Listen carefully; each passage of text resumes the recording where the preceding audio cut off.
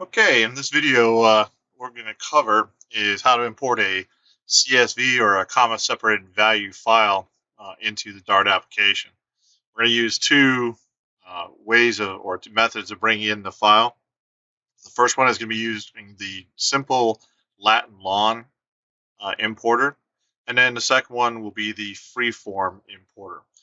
Okay, so we'll go ahead and start out with the first one. And what we're going to assume here is that someone has sent us a CSV file with lat, longitude, and maybe some descriptions of points that they wish you to plot. Or you've gone through and you found some points that you want to plot onto the map. So I have a file here. It's a CSV file. As you can see, it's a Microsoft Excel comma separated value file, which means that this is a .csv file. You'll see the Excel symbol, or if you're using LibreOffice, you'll see their symbol for their application. What I'm going to do is I'm simply going to open this up with Notepad. So I'm going to just go ahead and click on Edit here, and you'll see this comes up, and here's my Notepad document. You can see that I have three columns. I have my latitude, I have my longitude, and then it looks like I have a description. Notice that each one of these is separated by the comma. So that's my first record, and here's my second record, and then my third record, which is this last one. And a carriage return or an enter key, and that creates that file, or excuse me, that creates that line. All right. One thing I want to do just to make this easier when I'm importing it into Dart is I want to add one line, and this is going to be the header file. The header file or the header line allows Dart to recognize that column instead of just calling it column 1, 2, and 3, which can be confusing later on. This will actually give it the name of latitude, longitude, and label. So I'm going to hit the enter key here, and I'm on this first line, I'm going to type in latitude. Then I'm going to put in a comma, longitude, comma, and then I'm going to put in the word label. And what I've done is I've created a header set or a set of header rows here. Now what I'm going to do is I'm going to go ahead and select File, Save, and I'm going to save that file as a CSV with latitude, longitude, and label is now my header file. Okay, so now I'm going to close that, and I'm going to go ahead and close my File Explorer. Now to bring this into the Dart application, again, we're going to use two different ways. First one's going to be through the simple Latin long importer, and the second one will be through the FreeForm importer. So we're going to use the first one here, and I'm in my Dart application, and I've gone to my mapping tool by pressing the F5 or by selecting Tools and then going down to the mapping text or mapping choice and bringing up the mapping window. So now what I'm going to do is I'm going to move over here to where it says Add Layer. So this is my first layer. I'm going to go ahead and select Add Layer. And instead of having the default layer, what I want to call this, I'm going to call this the Map Points Layer. Okay. And for my notes, I'm going to put in here, this is an import of mapped points. All right, I'm going to change my icon by simply clicking on Change Icon. And I'm going to go ahead and I'm going to make this a stick pin, and we'll make this a green stick pin. I'm going to select OK. And now my green stick pin, as you can see, has been changed in my anchor. And my anchor point is at the bottom of the stick pin. So when I'm looking at the actual line here, this is where the stick pin is going to be set. So I want to move that dot over so that the stick pin actually points at the actual point on the map. If I left it where it was, the standard place with this angled stick pin, the point would be off slightly. Okay, now I'm going to bring in the CSV file. Very simple. Come down to Marker Tools. Under Marker Tools, I'm going to go across to the Importers. I'm going to select on Import. I'm now going to go down to Simple Lat Long Label.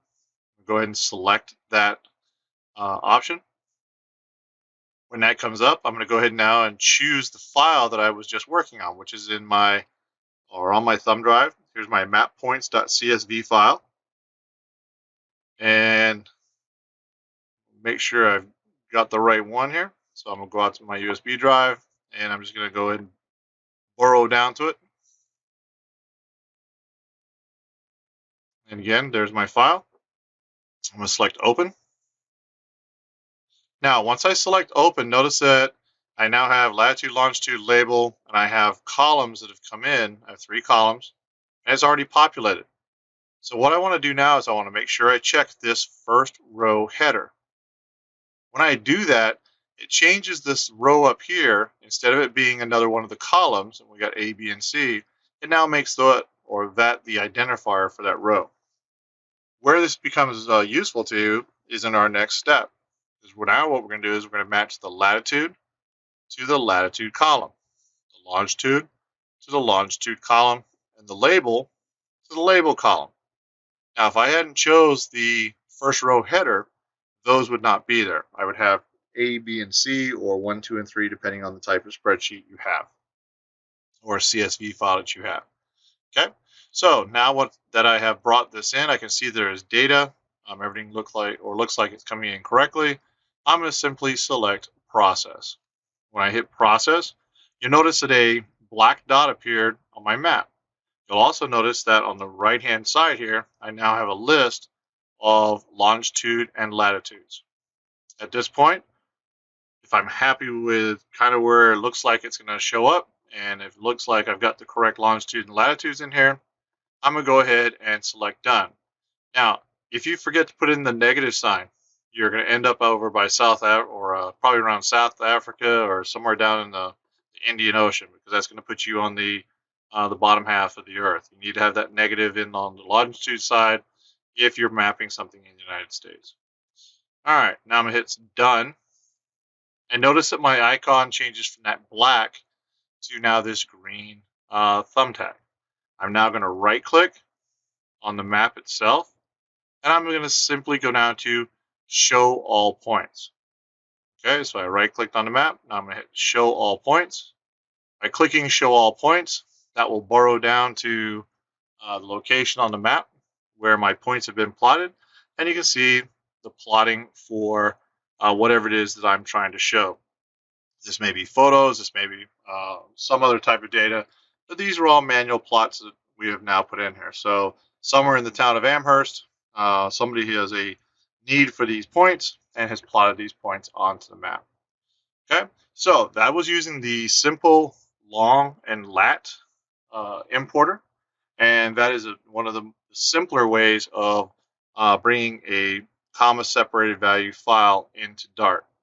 Our next one is going to be using the FreeForm.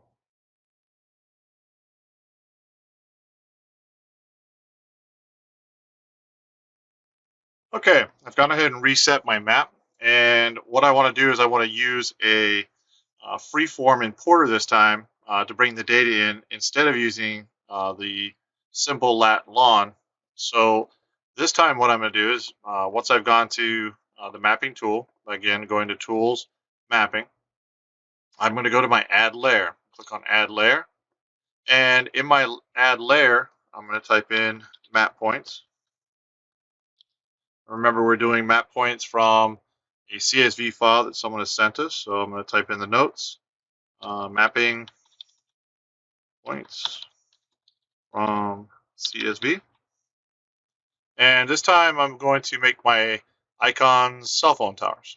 We're going to say we're mapping a bunch of cell phone towers. The bottom of the tower I want to have at the bottom or the base, the anchor point is right here. Remember, if we have that in some other grid, that's where the actual point on the map will be. So you want to make sure that's at the base of the tower. All right, so what I want to do now is I want to go to my importer, click on import. And this time what I'm going to do is I'm going to go to my FreeForm importer. Okay, remember, we've done the simple lat and long. This time we want to do FreeForm. So we're going to click on FreeForm. This is a single file. Since someone sent me a single CSV file, I'm going to go ahead and click on the browse button. And again, I'm going to go to my USB drive, HTCI Dart cases, Dart investigation, and here's my CSV file that was sent to me through email. I'm going to select open. Now, the only difference between this and the other tool is this time I have to select a workbook. So what I'm going to do is I'm going to select a workbook and I'm going to select sheet 1. Okay.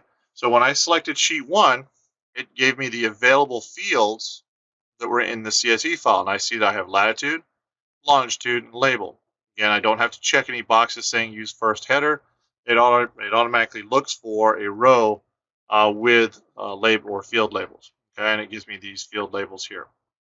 So now all I have to do is match this up. Here's my latitude. I'm going to click on my drop-down box. I'm going to choose latitude. I'm going to apply that. Now latitude goes to latitude. Longitude now will go to longitude, as you can see here. And I don't have an azimuth, don't have additional, but I do have a label. So I'm going to go ahead and choose the label, and I'm going to select OK.